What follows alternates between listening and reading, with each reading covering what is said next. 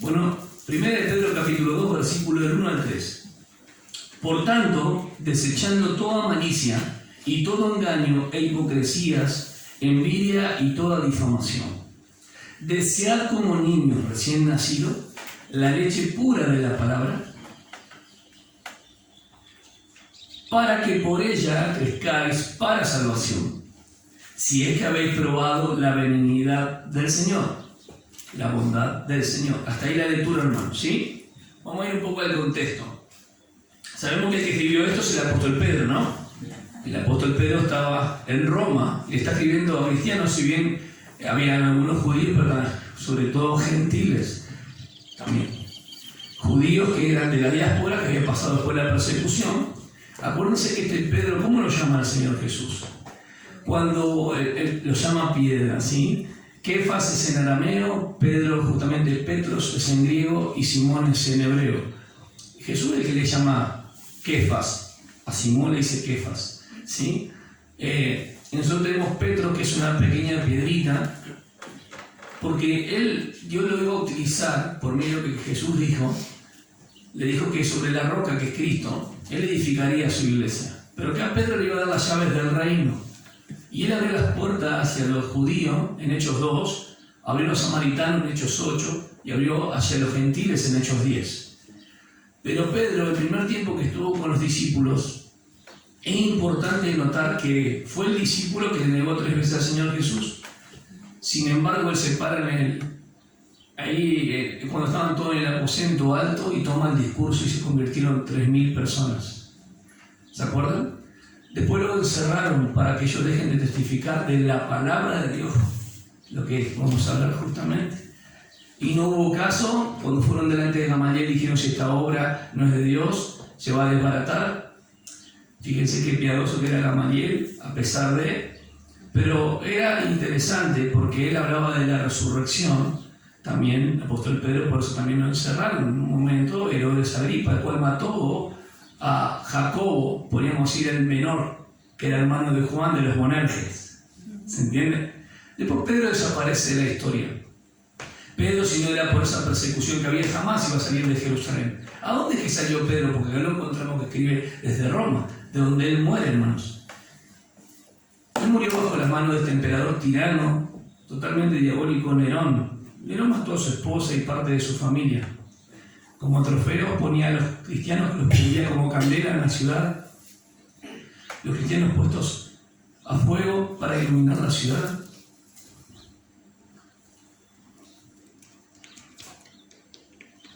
Disculpen, hermano, yo no puedo leer a veces las cartas solamente y leerlas. Así yo medito en mi casa, mi familia, y así debe ser. Los prendían cristianos, los ponían como candela para que alumbraran. Culparon en el 64, cuando se incendió Roma, a los cristianos que habían sido perseguidos. Ellos se reunían en catacumbas, en lugares, ustedes ya saben eso, la historia lo dice. Los mártires, el libro de los mártires comenta bien cómo fue la persecución de John Fox, ¿sí? Cada uno de los martirios que hubo, porque esos fueron martirios, ¿sí? Hacerlo sufrir hasta el final. De hecho, dice una tradición, donde Pedro como que se escapaba, según lo que comentan, y Jesús se le aparece en el camino. Dice: ¿a dónde vas? Jesús le dice: ¿a dónde vas? Y Pedro como que queda ahí, dijo, a ser nuevamente crucificado, dando a entender que Pedro tenía que volver y morir en cruz. Pero nosotros tenemos la Escritura, que como antorcha que alumbra el lugar oscuro, y asirnos a ella más que las tradiciones. Jesús le había dicho la forma o la manera en la cual iba a morir al final de Juan 21. Cuando eras joven te ceñías y ibas a donde vos querías, pero llegará el tiempo donde te ceñirán otros. No hace falta tanto detalle, ¿no? Otras personas iban a tomar parte en este asunto. El apóstol Pedro dice que era momento de su partida y que después de él también, así como Pablo, iban a entrar los rapaces. El hecho de tener la palabra en primer lugar en nuestro corazón, por eso el título es La leche no adulterada, es esencia para el crecimiento. Puede ocasionar un tropiezo, un retroceso en el caminar y pensar que estamos bien. El crecimiento y el desarrollo del cristiano se da en un proceso gradual. Debería ser la manera. Así como naturalmente crecemos, hay gente que crece o tiene muchos años, pero no crece madurativamente. ¿Me están entendiendo? Hay cristianos que pueden tener 30 años en el Evangelio, pero no crecen en el conocimiento de Cristo y sus palabras. Entonces el apóstol Pedro va a advertir en todas las cartas. Nosotros estamos viendo el tema de la gracia los miércoles. Yo apunto algunas cosas para tener así en consideración. La gracia es el favor inmerecido de Dios. Vimos que es la bondad, la buena voluntad. Pero no se olviden que Pedro habla de la capacitación divina para poder también vivir.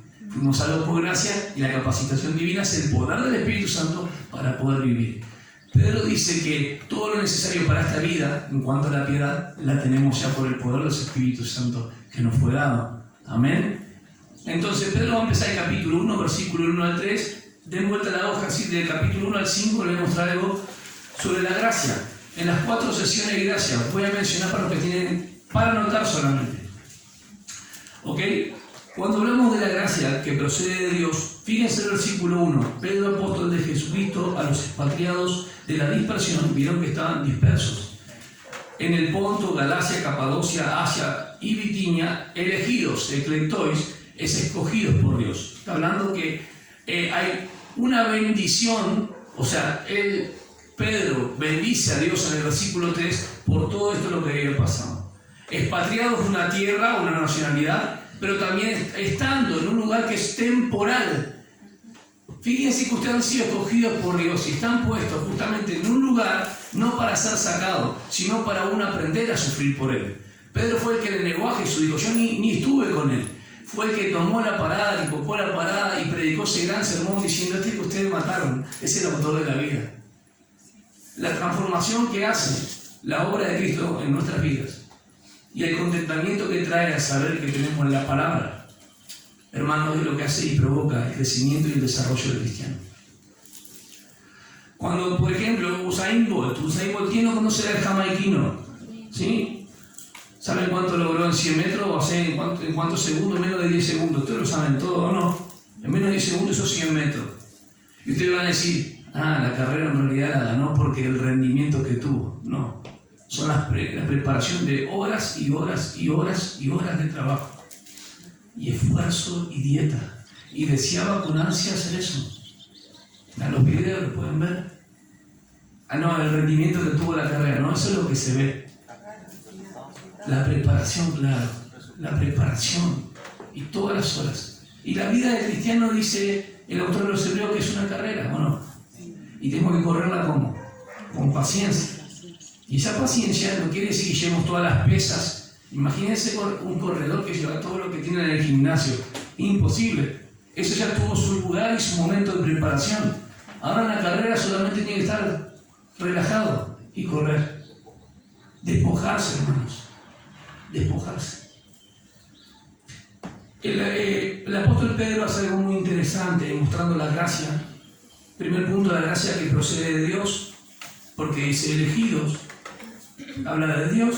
Versículo 2 dice, según el previo conocimiento de Dios Padre, por la obra de santificación del Espíritu, y menciona al Padre, al Hijo y al Espíritu Santo en la obra de la redención. O sea que la gracia procede de Dios, primer punto. Debemos descubrir más y más, porque acá dice, según el previo conocimiento de Dios Padre por la obra santificadora del Espíritu, para obedecer a Jesucristo y ser rociados con su sangre, que la gracia y la paz os sean multiplicadas. Habla de la obra de Dios, por lo que veo en este versículo, y no queda ahí. Si usted, lo que le está diciendo, ustedes fueron salvos por gracia. Y la gracia es un acto divino, un acto de Dios. No nos involucra a nosotros que colaboramos. El hombre responde, que es distinto. Entonces, ¿qué hago yo ahora? Saber mucho más sobre esto. Sobre lo que el Padre cuando me escogió, el Espíritu Santo justamente me santificó y Jesucristo que purificó mis pecados. Esto tengo que ahondar más y más. ¿Hasta cuándo? Hasta que Él venga a buscarme. ¿Vamos entendiendo? Entonces la gracia procede de Dios. Segundo punto, la gracia produce confianza. Porque dice que los profetas inquirieron en estas cosas, versículo 10, acerca de esta salvación, los profetas que profetizaron de la gracia que vendría a vosotros. Pero ¿qué pasó? En el cumplimiento del tiempo, Cristo suplió la gracia. Versículo 13. Fíjense lo que dice ahora. Por tanto, ceñid vuestro entendimiento para la acción, ser sobrios, estar despiertos, acomodad lo espiritual a lo espiritual. En espíritu, poned vuestra esperanza completamente, ¿qué? En la gracia que se os traerá en la revelación de Jesucristo. Según la revelación de Jesucristo en Apocalipsis 19, habla cuando Él viene por segunda vez a la tierra. Para el cristiano tiene que ir con la manifestación del arrebatamiento. ¿Se entiende cómo hay que dividir la palabra ahí? Ahora, si Cristo suplió la gracia cuando vino, te está mostrando que está la esperanza de que Él, ¿qué? ¿Lo vieron? Entonces la gracia procede de Dios. La gracia produce confianza porque hay certeza y hay esperanza. Amén. La gracia se proclama en nuestra conducta. Capítulo 2, 19 al 20. Son detalles que no leí el otro día. Por esto haya la gracia, si por causa de la conciencia ante Dios alguno sobrelleva penalidades, sufrimiento injustamente, y no le voy a leer todo. Si un empleado sufre por su patrón, la gracia es proclamada en su conducta cuando se demuestra que está Cristo. Cuando la esposa sujeta a su marido, capítulo 3, versículo 7, la gracia se demuestra en su conducta. Cuando el esposo mantiene el vaso como más frágil, el esposo manifiesta la conducta de que ama a Cristo, porque la gracia se demuestra por la conducta. ¿Vamos entendiendo? La gracia se demuestra ahí mismo en final 4.10, cuando nos servimos los unos a los otros. 4.10 dice: según cada uno ha recibido un don especial, úselos sirviéndolos los unos a los otros como buenos administradores de la multiforme gracia de Dios. O sea, el tercer punto, la gracia se proclama en nuestra conducta. Cuarto punto, la gracia perfecciona el carácter, que sería ese, el 4.10. ¿Qué es perfeccionar el carácter? Es mostrar más y más a Cristo. Humildad y servicio. Humildad es una actitud. ¿Está bien? ¿Y el servicio qué sería? La actividad espiritual. Vamos de vuelta. Humildad es la actitud. El servicio es la actividad. Entonces la gracia perfecciona.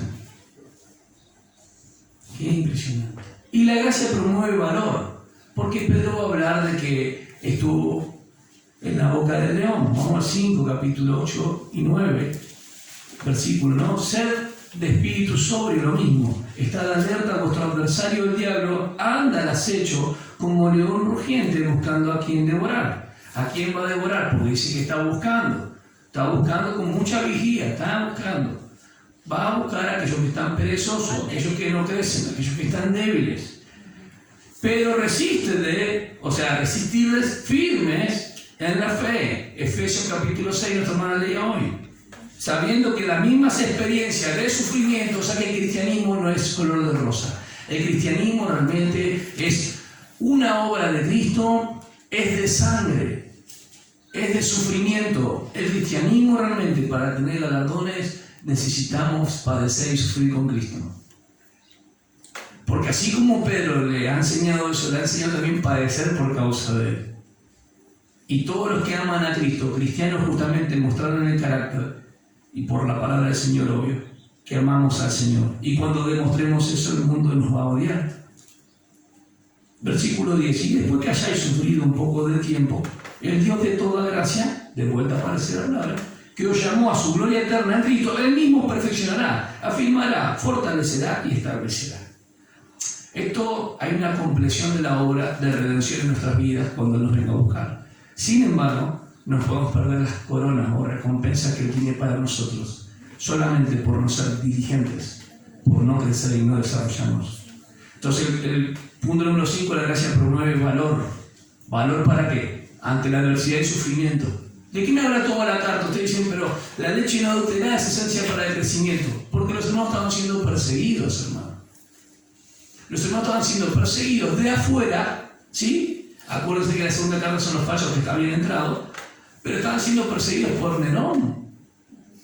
Les cortaban la cabeza. En 1950, Pastor King, de Corea del Norte, ustedes saben lo que es Corea del Norte. Y esto no es ahora una obra misionera. Esto es un grupo de coreanos del norte, como hermanos de cualquier país, que estaban en un lugar. Con 27 hermanos hicieron unos túneles hechos por sus manos, o sea, trabajaban todos con manos, imagínense, para poder congregarse. ¿Qué pasó bajo ese gobierno comunista? Ustedes ya saben lo que es hasta el día de hoy, los países más complicados. Sintieron que cuando hicieron la carretera, la parte de pavimentación, estaban alabando al Señor.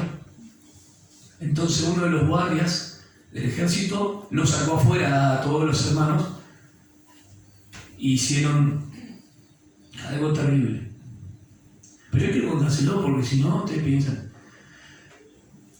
Estos padecimientos se van cumpliendo en todos los que ellos que dan su vida por el Señor. Lo dice la palabra. Tal vez nosotros no sea así de esa forma, pero el que expone la verdad tiene el otro lado del sufrimiento. Agarraron 4 niños de esos hermanos y dijeron: nieguen a Jesucristo, si no van a morir. Los ponen a sus padres delante de ellos, los otros hermanos atrás, y los 4 niños los ejecutaron delante de ellos. Murieron en silencio. Los padres, ¿saben lo que hacían? Decían: ya nos vamos a ver pronto en el cielo. Esa no es la parte todavía, porque es niño y nos pega. Los colocan a todos en fila para hacer iban a hacer la parte de, ¿cómo es? La carretera de la pavimentación. ¿Conocen la aplanadora esa que tiene un rollo? Empiezan a extraer los huesos de cada uno de su cuerpo. Empiezan a pisotearlo por uno. ¿Y saben el canto que cantaban? Más amor por ti, oh Cristo. Más amor por ti, oh Cristo. Que el último susurro de mi aliento sea una alabanza para ti. El cristianismo está rodeado de sufrimiento. El cristianismo es sangriento, hermanos. En todo el aspecto de la historia me refiero a que el que ama a Cristo va a sufrir. Pero Dios le dio la fortaleza y el valor que cada uno cantaba, ¿no? Que escuchaban al otro que moría porque se iba. Se sabe lo que es ese rollo. Así, mira. Entonces no es menos lo que te estoy diciendo cuando Pedro estaba escribiendo. Tengan tranquilidad porque ya va a venir. Satanás, el diablo anda como león rugiente. Aquí ustedes sigan creciendo en el conocimiento porque Él les va a dar valor en el momento de prueba, de diversidad, de lucha. Imagínate a Pedro, donde dice: basta. Pero bueno, a mí me van a crucificar boca abajo porque soy digno de morir como mi Señor. Se cumplió lo que Jesús le dijo. Todos los historiadores coinciden que Pedro murió cabeza abajo. Las evidencias están. Cuando vamos al capítulo 1, versículo 1 al 3, dice que bendice a Dios porque los había hecho nacer. Miren lo que dice: bendito sea Dios y Padre nuestro Señor Jesucristo, quien según su gran misericordia nos ha hecho nacer de nuevo. Entonces las 5 partes de la gracia que yo le di, ustedes tienen que conectarla no en la parte doctrinal, sino en la parte práctica. ¿Vamos entendiendo? En este caso va a estar en la parte práctica. Las 5 partes de la gracia van a estar no en la parte doctrinal, sino en la parte práctica. Que se manifieste la gracia, porque la gracia procede de Dios. Y así como Él me salvó por gracia, me santifico por la misma gracia que me salvó. Eso es lo que va a llevar de capítulo a capítulo, mostrando el valor, firmeza, que se fortalezcan, pero los exhortan a que crezcan y se desarrollen. Ahora, aunque deban padecer diversas pruebas, porque del 4 al 9, capítulo 1 dice que hay diversas pruebas. El capítulo 1 del 10 al 12 habla de lo grandioso que los profetas inquirieron. Sin embargo, Cristo fue suplido bajo el tiempo, la gracia. Y la consecuencia, justamente, de nacer de nuevo para estos hermanos, tenía una herencia como que no podían quitar. Otros podían quitar su vida, pero lo que tenían en los cielos no lo puede tocar nadie. Hay una guarnición militar, quiere decir que está guardada en los cielos para vos y para mí. Esa no la toca nadie, pero las recompensas se ganan.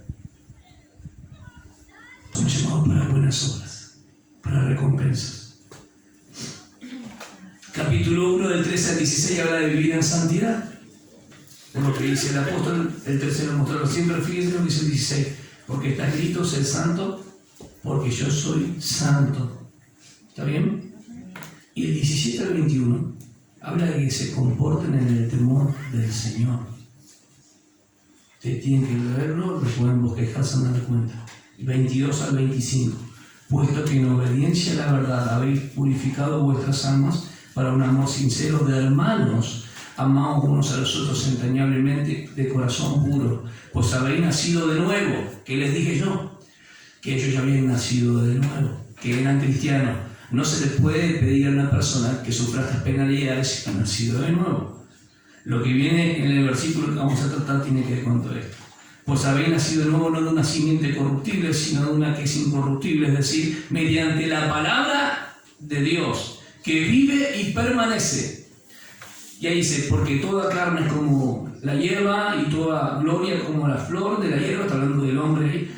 Mas la palabra del Señor permanece para siempre, y esta es la palabra que os fue predicada. Muy interesante como el Salmo, la transitoriedad del hombre que es temporal y la palabra que permanece para siempre. Por lo tanto, una conexión, mostrando todo lo que antecede. ¿De qué me va a hablar? Del versículo 22 al 25. Las relaciones interpersonales que tenía que haber entre los hermanos no iba a ayudar en el crecimiento y desarrollo si estaban estos 5 pecados que va a mencionar ahora. Por lo tanto, desechando toda malicia, todo engaño e hipocresía, envidias y toda difamación. Y yo me noté en breve, así, pequeño. No debemos dar lugar a estas cosas porque son tropiezos. Entonces, el primer punto en el versículo 1 es apartarnos del mal. O sea que hay que tratar el pecado, ¿me están entendiendo? Es apartarnos del mal.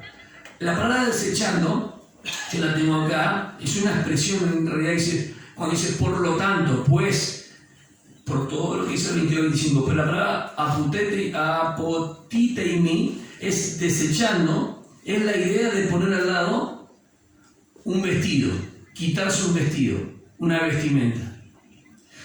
Lo mismo pasa en Colosenses capítulo 3, versículo 8, ¿sí? Que quitéis, ¿sí? Que despojéis, lo mismo que en Efesios 4, ¿está bien? Una palabra activa. Sí, claro, está en activa, pero está en participio desechando. Desechando está en algo que debemos hacer constantemente. Pero la forma activa está en que vos y yo, quítense de ustedes, todo esto tiene con... Sí, totalmente. Hay algo que está vinculado a la santificación progresiva. Amén. Dice de esta manera. Los pecados, malicia, todo lo que hace mal al otro, eso es simple. ¿Qué me está diciendo? Tanto actitudes como motivo, lo que destruye el compañerismo de los cristianos. Eso es malicia, eso no debe estar entre nosotros. Engaño, es el deseo de hacer trampas o atrapar a otras personas con mentira, o una verdad parcial, ¿no? Hacerle creer algo que no es. La palabra interesante donde sale engaño, porque la estudié, es de donde el anzuelo, de ahí viene. ¿Está bien? Hipocresía, bueno, fingir algo que no soy. Ese es, a los fariseos se lo dice en Mateo 15, hipócritas, porque muestran algo que no son esencialmente, pura apariencia.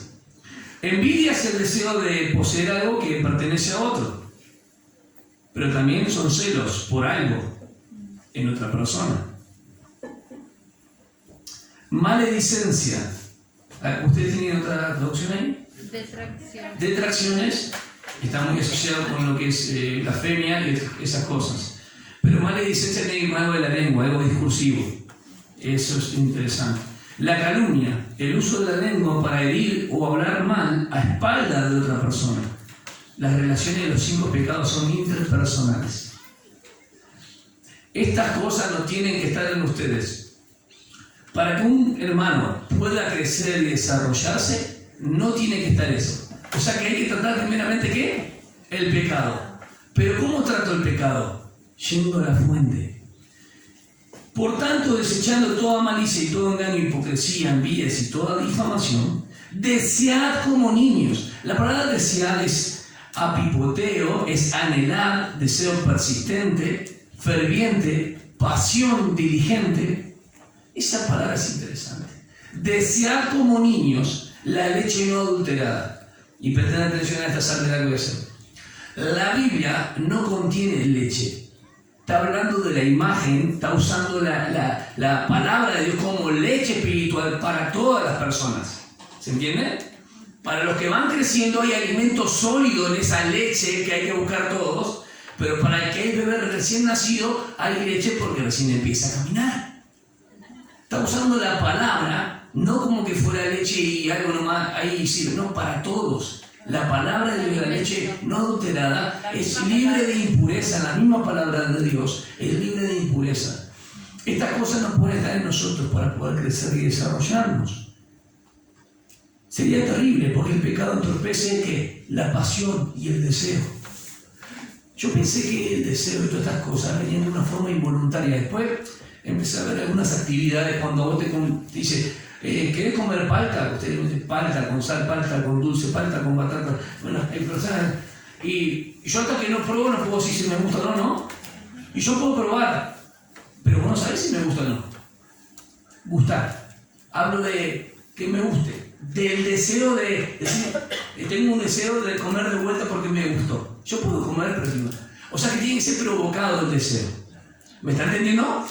¿Y cómo ha provocado el deseo hacia el crecimiento? Desear como niños, si estamos flojos, si estamos débiles, si no hemos crecido en conocimiento, hay que volver a la fuente.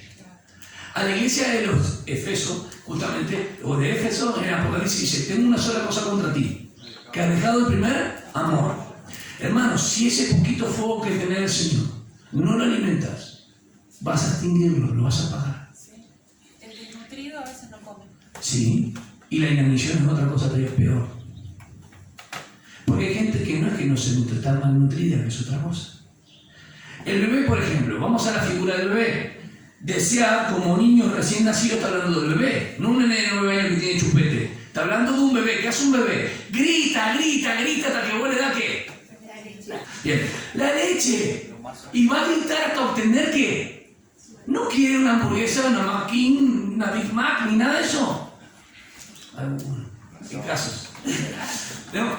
Necesita eso necesario para crecer y desarrollarse. De esa misma manera nosotros tenemos que ir delante del Señor. El recién nacido tiene un deseo intenso de esa leche pura. Esa misma forma que vos sabés, bueno, Dios no me salvó, Dios me salvó. Sale la purificación de mis pecados. ¿Y ahora qué hago con todo eso? Debo crecer. Debo seguir anhelando de Él. Si está vacío, hermano, volver a la fuente. Él te puede llenar.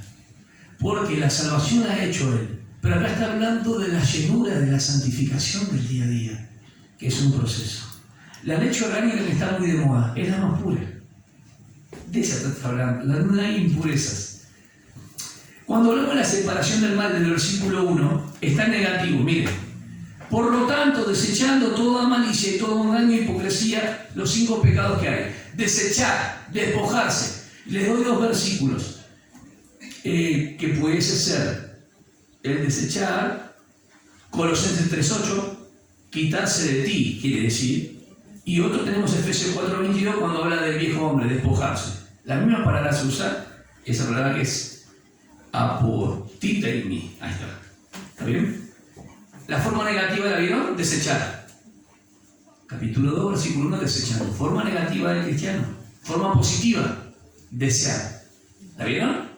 La forma positiva, desear como niños recién nacidos la leche pura de la palabra, para que por ella crezcáis para salvación. Cuando habla de crecer para la salvación, está hablando de desarrollarse, está hablando de crecimiento, de perseverar en crecimiento. Segunda Timoteo 3:15 le dice a Timoteo las escrituras que has sabido de tu niñez, las cuales pueden hacerte ¿qué? Sabio para la salvación, no para ganar la salvación, para crecer en ella. Cultiven, hermanos, cultivemos la salvación en este sentido, crezcamos en esta. Filipenses 2:12-13, porque Él produce el querer como el hacer por su buena voluntad. Y la voluntad de Dios es que tengamos sed por su palabra, sed de Cristo. Perseguí a Cristo a través de las Escrituras. Hasta que no encuentres a Cristo, no te levantes. Tenés que ser lleno de Él para que todas tus actividades estén deseosas de su palabra. Vamos de vuelta. Está el deseo de Netflix, de fútbol, de novelas, de televisión, de amistades. Hay muchos deseos que ocupan el lugar de lo que debería ocupar, que es el deseo por su palabra. Mira, desear como niño recién nacido. Así como un niño desea de esa manera, vos lo tenés que tener siempre, yo también hasta el final. No vamos a proponer eso. ¿Cuánto realmente en el estudio que hemos hecho, que está en las lecciones, pues, han entendido que el creyente debe dar lugar a la palabra? ¿Cuánta apertura tiene tu corazón hacia la palabra? ¿Deseas realmente? No tengo deseo. volver a la fuente. Él tiene suficiente agua para refrescarte. Y cuando estás ahí en esa fuente, no te muevas a buscar otro lugar para saciar tu sed. No te muevas, porque Él es la fuente. No perder el primer amor, el segundo paso. Hay que desear la palabra. Versículos 2 y 3. Es tan positivo. El cristiano debe mostrar un intenso apetito. El alimento hace posible el crecimiento y el desarrollo. Hay 4 puntos básicos importantes. Si no nos alimentamos espiritualmente, morimos. El bebé necesita la leche, así nosotros tenemos que buscarla. Los que han gustado a Cristo, su bondad en algún momento, en algún trayecto de la vida, lo mismo dice Hebreos 5:14, se habéis gustado esta benignidad del Señor. Gustar, probar, sigan buscando de Él. ¿Hemos gustado a Cristo, hermanos? Una pregunta. Porque gustar a Cristo tiene que ver con comunión con Cristo. ¿Y cómo se realiza esto? ¿Cómo se realiza esto? ¿A través de dónde? De su palabra. Y último punto, para no perder el primer amor de estas cosas, es que la leche debe ser prioridad en nuestra vida para el crecimiento. Vamos a ponernos de pie. Hay un aspecto negativo y uno positivo. ¿El negativo cuál es? Desechando. ¿Y el positivo cuál es? Deseando. Todos estos hermanos que fueron perseguidos a través de los años y el tiempo, han sido perseguidos porque la palabra moraba en sus corazones. Cantaban con alabanza, obviamente, al Señor, himnos, con regocijo, y lo estaban matando. Esto es el valor que da la gracia, porque han entendido la suficiente obra de Cristo. A ver si me explico. El que lo salvó, lo puede hacer y da el poder para poder vivir una vida, no solamente que para nosotros agrade, para su nombre, y llegar al punto de dar nuestra vida aún por Él, porque nos da el valor. Muchos se han rendido, sí, pero Él dice que es suficiente para aún darnos valor hasta morir y para ser por Él hasta el final. ¿Vos creés eso o no? Más vale que sí. Ay, no sé si a mí me tocaría. No, hermano. Cada uno tiene que ser consciente de que muchas personas estuvieron atrás tuyo y no negaron a Cristo. Pero en el conocimiento de Jesucristo y su palabra. Señor, te agradecemos porque debemos despojarnos de todos estos pecados que a veces se apegan. Nosotros permitimos también que sigan como creciendo dentro de nosotros. Estos pecados discursivos, pero también de acciones. Límpianos de todas estas cosas. Queremos desecharlo. No nos sirven. Nosotros tropiezo para nuestras vidas personales, pero para el grupo de la congregación que como comunidad tiene que vivir la vida de Cristo.